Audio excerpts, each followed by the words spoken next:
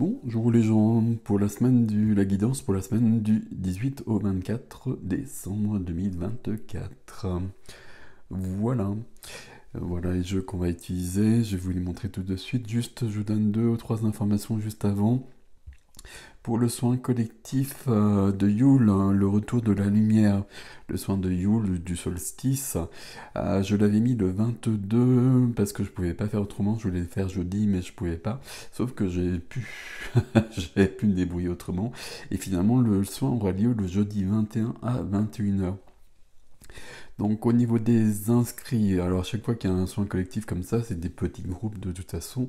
Euh, voilà, donc tout le monde est prévenu et tout le monde sait ok par rapport à ça. Il y a voilà, une personne qui a été remboursée qui pouvait pas, donc il n'y a pas aucun souci, hein. Mais j'ai une ou deux personnes qui m'ont pas répondu. Et si vous souhaitez vous inscrire, c'est encore possible. Donc du coup, c'est le 21 à 21h. Voilà. Il y a un nouveau soin public sur le site comme d'habitude. Là, je n'ai pas pu en faire la semaine dernière. Je suis sûr de moi. Donc c'est lié à la confiance en soi, certes, mais c'est pas que ça. C'est je suis sûr de moi dans toutes les circonstances et je suis sûr de moi surtout quand c'est pas top, on va le dire comme ça. Voilà. Et autrement, juste je vais faire des promos sur la numérologie jusqu'à la fin de l'année. Est-ce que je ferai de la numérologie après? D'ailleurs, c'est pas si sûr que ça. Peut-être que je ferai des formations de numérologie, je sais pas, mais peut-être que je vais arrêter la numérologie. Mais en tout cas, voilà, jusqu'à la fin de l'année, vous pouvez aller voir, vous avez toutes les informations dessous, hein, je vous le dis à chaque fois. Mais personne ne regarde, c'est pour ça que je le dis. Donc là, voilà, il y a des prix en baisse au niveau de la numérologie. Regardez si ça vous intéresse et éventuellement ça peut être un cadeau de Noël, puisqu'il paraît qu'on est dans cette période. Voilà. Et puis il y a des choses qui bougent, il y a des choses qui vont arriver ici. Bon. Alors, les jeux. The Divine Masters, qu'on ne voit pas ici, très joli d'ailleurs, c'est vachement bien fait ça. De Kylo Grey, donc c'est le dernier de Kylo Grey, mais il y avait un autre jeu comme ça. Ça reprend un peu les mêmes énergies, les maîtres ascensionnés, mais pas que, et ça va un peu plus loin. Le tarot, c'est le tarot Musha.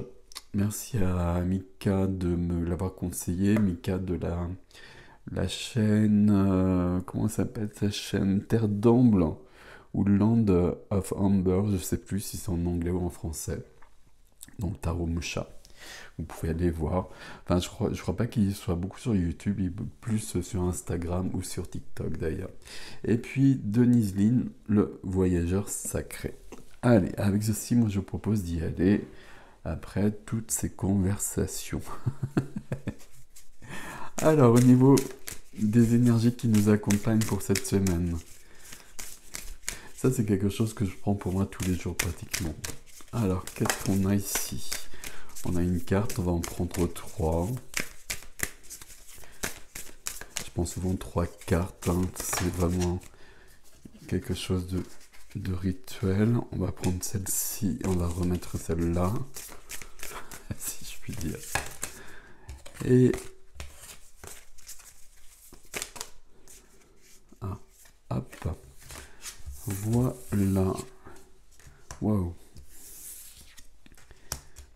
Si ça a changé quand même par rapport à d'autres jeux qu'il a fait auparavant, parce que c'est devenu un, comment on appelle ça, pas un yogi, mais justement un professeur, un teacher, un, ok, un enseignant à ce niveau-là, et donc il y a plus de choses de cet ordre-là. Bon, on retrouve quand même des choses qu'on connaît. Kutumi. Kutumi qui nous parle d'initiation, qui nous parle de notre expérience, qui nous dit qu'on est en train d'expérimenter des choses qui font partie de notre chemin et que c'est en train de s'ouvrir, euh, que c'est nécessaire. Que c'est nécessaire, je le précise, parce que ça peut être un peu...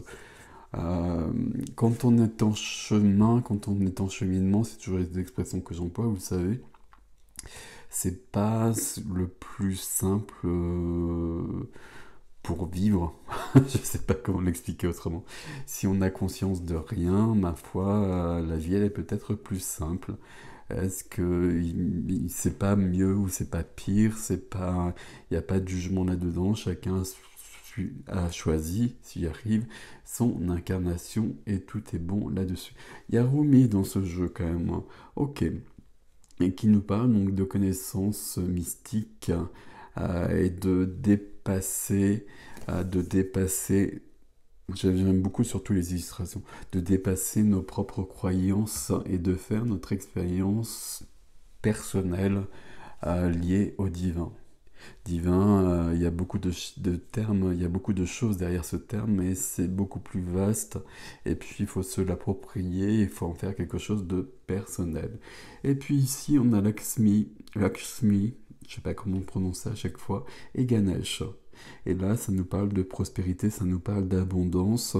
L'abondance peut être financière, l'abondance c'est vraiment pas que ça. L'abondance c'est beaucoup plus vaste que ça. Ok. Ok, je regarde juste, hein. Ici, on nous parle du bonheur, on nous parle de la santé, on nous parle de l'abondance sur tous les domaines. Et c'est intéressant d'avoir uni ces deux énergies ensemble sur cette carte. Ok, c'est une semaine d'expansion, c'est une semaine où on dépasse les frontières. Bon, c'est une semaine particulière, hein, c'est la semaine de Noël. Ça parle à certains, ça parle pas à d'autres. Voilà, moi, c'est pas quelque chose qui me parle plus que ça. C'est pas une période que j'aime beaucoup, comme pas mal de personnes. Mais c'est quand même une période d'énergie puissante, on va dire. Ok. Allez, que nous dit le tarot? Alors, au niveau du tarot, j'espère que ça va le faire. Parce que les cartes sont petites. Et du coup, comme c'est le tarot Musha, donc c'est basé là-dessus. Donc les couleurs sont très jolies. On va prendre celle-ci. Les couleurs sont très jolies. Mais je ne sais pas si elles vont bien passer. Donc vous me direz d'ailleurs là-dessus. 4 de bâton. 4 de bâton. Si ça a l'air de passer très bien d'ailleurs. Ça me plairait bien de l'utiliser pour des tarots astro, celui-là. Bon, on verra bien. 4 de bâton, de la célébration de la vie, de la fête, de la joie. Donc par rapport à cette semaine particulière ici, on célèbre, on se retrouve et puis on est dans l'abondance. Mais l'abondance d'amour plus qu'autre chose. Et puis on dépasse ce qui doit être dépassé. Au centre, on a 10 de bâton. 10 de bâton, hein, je ne me trompe pas. 10 de bâton, c'est beaucoup, j'allais dire c'est beaucoup d'énergie, oui, mais c'est beaucoup d'énergie surtout qu'on porte sur son dos. Donc 10 de bâton, c'est beaucoup d'épuisement, c'est beaucoup de fatigue. Et quand vient le 10 de bâton, on est arrivé au bout de quelque chose, c'est du 10, donc pour moi c'est du 1, donc c'est le début d'un cycle. On a dépassé le 9 et le 9 de bâton notamment, c'est la fin du cycle, c'est le bout. Quand on est sur le 10, on a dépassé ça. On n'a pas tout fini parce que là, il y a encore de l'épuisement, il y a beaucoup de fatigue. Il y a surtout ici des énergies qu'on porte et qui ne sont pas à soi. Il y a quelque chose de cet ordre-là. On porte des énergies, des responsabilités, des choses de cet ordre-là et il faut faire le tri dans tout ça. Il faut se libérer. Qu'est-ce qui va nous aider ici? Du coup, je ne les ai pas vus. Qu'est-ce qui nous aide? C'est le chariot. Ok, le chariot, je regardais juste l'illustration pour le coup, parce que je l'ai jamais utilisé. Le chariot ici, ici, le chariot qui vient aider le 10 de bâton, déjà c'est une bonne chose. Ça veut dire, je regardais l'autre ici.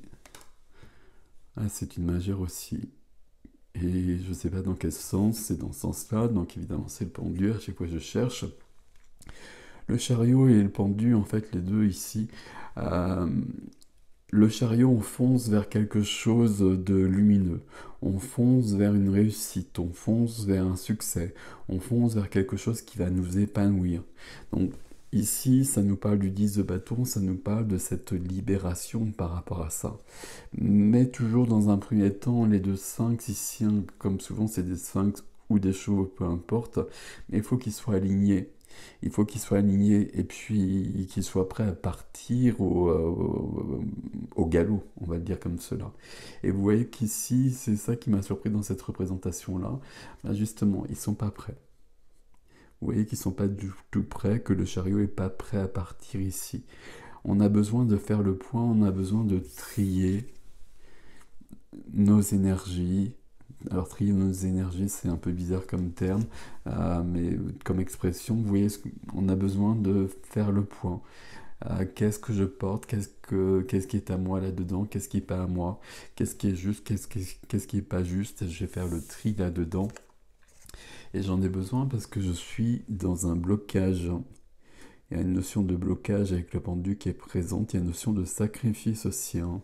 Je porte trop de poids ici, au centre. Donc le pendu ici nous parle de sacrifice et il nous demande bien justement de faire ce tri, puisque je suis parti là-dessus depuis le départ. Là, très clairement, à un moment donné, ça va bouger, on va aller plus loin, mais on doit avoir une autre vision des choses, une autre perspective, remettre comme si on voyait sa vie de l'extérieur, comme si on voyait sa vie sous un autre angle. Et on doit retrouver cette notion de prospérité, cette notion d'abondance. Et ici, tout ce qu'on a vu dans cette... comment je vais vous dire ça? Dans une relation personnelle à quelque chose de plus grand que soi, mais sans intermédiaire de soi à soi. De soi à soi et peut-être de son soi humain à son soi divin. Ici, on a besoin de retrouver cette notion-là cette semaine. Ma foi, c'est assez logique, n'est-il pas? Alors, on va prendre les cartes du voyageur sacré.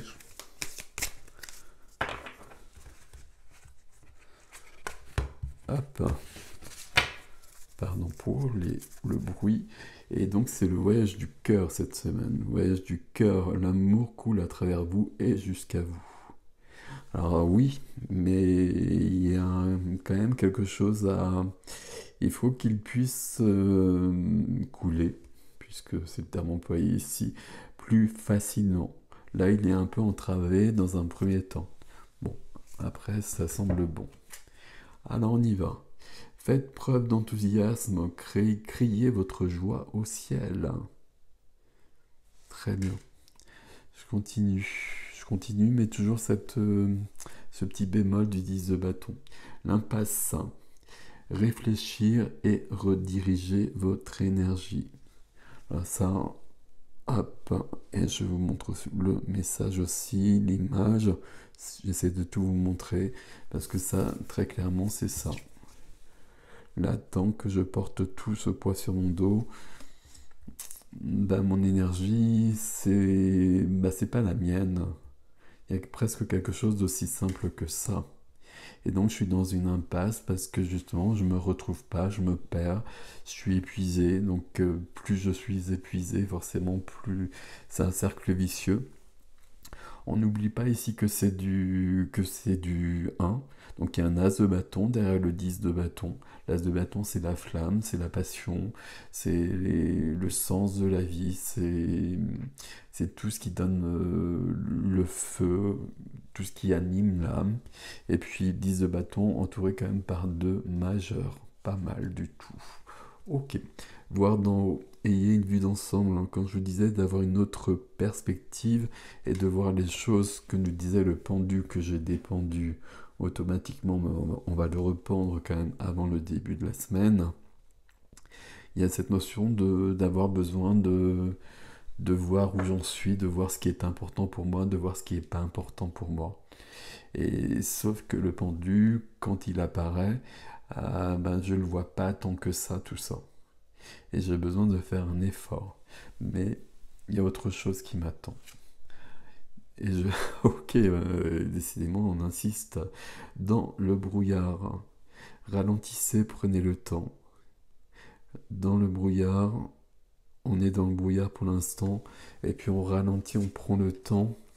Là, c'est une carte de rapidité, mais il faut que nos deux chevaux, nos deux sphinx soient alignés. Ici, ça va représenter tous nos conflits intérieurs entre nos qualités, nos défauts, nos forces, nos faiblesses, etc., etc. Et puis entre les bâtons qui sont à nous, nos énergies, nos responsabilités, et puis ceux qui nous viennent de l'extérieur, ceux qui nous viennent des autres aussi. Et là-dedans, qu'est-ce que je garde, qu'est-ce qui est juste pour moi et qu'est-ce qui ne l'est pas. Visiblement, il y a trop de choses que je porte ici qui ne sont pas à moi. Ok.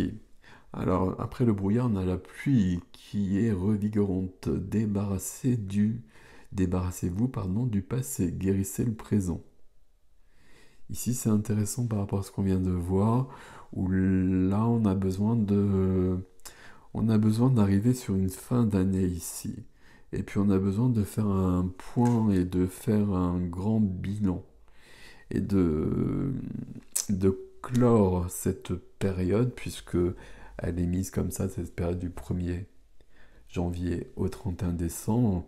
Donc on se prépare à arriver au 31 décembre. Il est peut-être temps de commencer à faire des bilans. Je sais pas, ça, voilà, comme ça vous parlera bien évidemment. Mais pour moi c'est nécessaire parce que juste après on a quand même cette notion d'abondance qu'on a eue ici avec Lakshmi et Ganesh. L'abondance afflue dans votre vie. Alors l'abondance afflue dans votre vie, oui, et puis vous voyez bien qu'on nous l'a dit plusieurs fois, mais si on est dans cette fatigue-là, l'abondance, on ne la trouve pas tant que ça. Parce que justement, dès qu'on est dans un épuisement quel qu'il soit, l'abondance afflue dans votre vie. L'abondance afflue dans votre vie, on le sait, mais si on est dans l'épuisement, on ne peut pas en profiter, on ne peut pas vivre cette abondance. Et je redis à nouveau, hein, abondance à tous les niveaux, d'argent, ok, peut-être, de puissance, de bonheur, de santé aussi. Et forcément, si on est épuisé, à un moment donné, le corps physique va nous le faire sentir, bien évidemment, aussi. Et la dernière des cartes nous parle de passion et de plaisir. Savourez votre vie. Et ça, c'est le chariot qui nous donne ça. Le chariot, une fois qu'on est en accord avec soi-même. Là, depuis le départ, on a vraiment toute cette notion de se retrouver, j'allais dire de se purifier, de nettoyer ses énergies, de regarder ce qui est à soi, ce qui n'est pas à soi dans ce qu'on porte. Toujours le pendu qui demande de regarder sa vie de plus loin, avec une autre perspective, de se remettre en question aussi. Notion de blocage, notion de sacrifice dans le pendu qui ne sont pas bienvenus évidemment. Et pour en sortir, on a besoin de se voir de plus loin, comme si on était spectateur de sa propre vie. Ok. Vous voyez ici qu'on a tout ça. On a bien quelque chose qui est un peu bloqué dans un premier temps, et puis quelque chose qui se débloque pour aller vers l'abondance, la passion et le plaisir. Je vous donne juste les termes qui sont là. Ok, c'est plutôt pas mal. Et au-dessus, on a vraiment cette notion entre Kutumi, des belles énergies, Rumi, Lakshmi, Ganesh. C'est assez drôle, on est quand même dans des énergies qui sont très pas proches, mais qui résonnent entre elles et qui ouvrent beaucoup de portes. Et qui ouvrent beaucoup de portes, mais des portes qui sont plus en soi qu'à l'extérieur. Et des portes qu'on voit pas, toujours le même principe, si on est épuisé, n'est-il pas? Voilà mes amis, je vous souhaite quoi? Je vous souhaite une belle semaine. Et je vous dis à bientôt, prenez grand soin de vous.